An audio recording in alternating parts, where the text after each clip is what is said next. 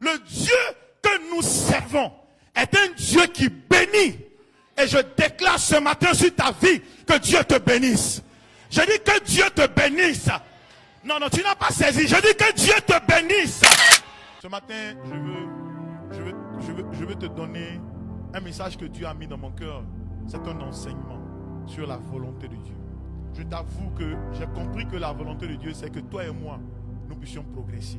Dieu dans son agenda n'a jamais prévu de maladie pour toi et moi. Exode 3, le verset 5 dit, Dieu dit. Ce qui est intéressant, c'est que tu vas constater deux choses dans ce verset. Dieu dit et puis Dieu ajoute. Ce matin, j'aimerais dire à quelqu'un ce qu'il a dit sur ta vie, il va ajouter. La signification du nom d'une personne nous donne un aperçu du genre de personne qui porte ce nom.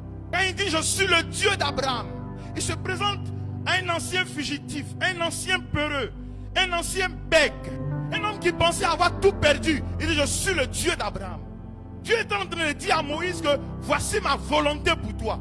Et voyons ensemble, analysons ensemble en profondeur qu'est-ce que cela signifie. Je suis le Dieu d'Abraham veut dire simplement je suis le Dieu qui bénit. Tu sais, quand on parle de bénédiction, beaucoup de personnes sont gênées. Mais moi je ne suis pas gêné parce que c'est ce que Dieu est et c'est ce qu'il veut pour notre vie. Alors, nous allons demander qu'est-ce que c'est qu'une bénédiction.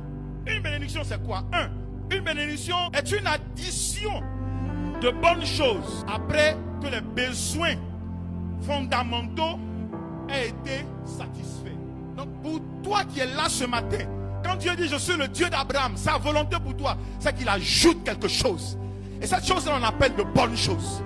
Reçois ce matin de bonnes choses au nom de Jésus. Une bénédiction peut être assimilée à un avantage que l'on accorde à quelqu'un.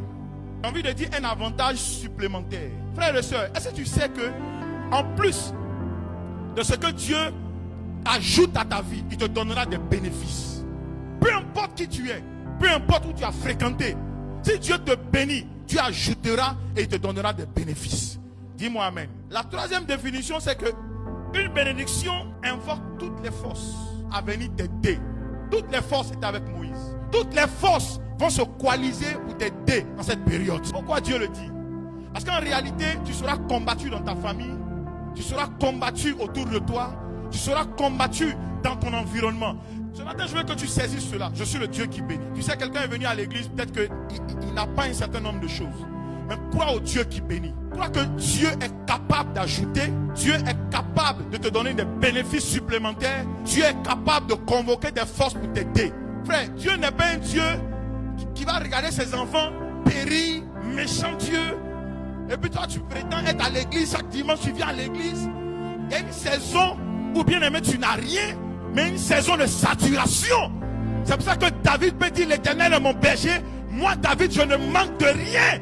Il me fait reposer sur des verts pâturages. Il me dirige, il conduit mes pas.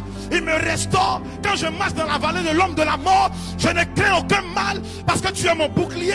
Tu es mon rempart. Tu es celui qui dirige ma vie. Il dit oui, le bonheur et la grâce m'accompagneront tous les jours de ma vie. Dieu peut pas être ton Dieu. T'avoir sorti de la maison de ton père, de ta mère, de la pauvreté. Et continuer avec toi dans la pauvreté. Écoute-moi, si tu as hérité d'une maison avec ton papa, physique, biologique, avec Dieu, tu auras plus. Tu ne peux pas marcher avec Dieu et puis marcher la tête baissée. Frère, Dieu donne, Dieu donne. Si les gens sont pressés, dis-le. Mon Dieu n'est pas pressé. Mon Dieu marche en son temps, selon son emploi du temps, en fonction de la saison et de la période. Laisse-moi dire à quelqu'un ce matin, le Dieu d'Abraham se révélera à toi. Cette semaine, il y a deux choses extraordinaires qui sont arrivées chez nous à la maison. Et puis j'ai compris que les deux songes parlaient de la même chose. Parlaient du fait que le Dieu que nous servons est un Dieu qui bénit. Et je déclare ce matin sur ta vie que Dieu te bénisse. Je dis que Dieu te bénisse. Non, tu n'as pas saisi. Je dis que Dieu te bénisse. Je dis que Dieu te bénisse. Ça veut dire qu'il va saisir tes entrailles. Il va bénir tes entrailles. Il va saisir tes pieds. Il va bénir tes pieds. Il va saisir ta tête. Il va bénir ta tête. Il va saisir tes mains. Il dit ces mains ne seront plus des mains de pauvreté. Reçois la bénédiction. Frère, si tu veux, il faut croire. Si tu veux, il ne faut pas croire. Mais le Dieu qui s'est révélé à Moïse, c'est un Dieu de bénédiction. Tu sais, moi j'ai compris que Dieu n'est pas un Dieu qui chicote. Arrêtez de dire aux gens, Dieu va te frapper, Dieu va te frapper, Dieu va te frapper. Frère, à un moment donné, il te dit, là où je suis là, c'est un lieu saint. Sois comme moi et tu auras ce que je suis. On ne peut pas se souvenir de toi s'il n'a pas une alliance avec toi. Je suis le Dieu de bénédiction, mais je suis aussi le Dieu d'alliance. Parce que comment l'alliance va se manifester? Tu sais, il est important pour toi d'avoir une alliance avec Dieu. Donc si tu es chrétien, il faut consolider quoi? Ton alliance.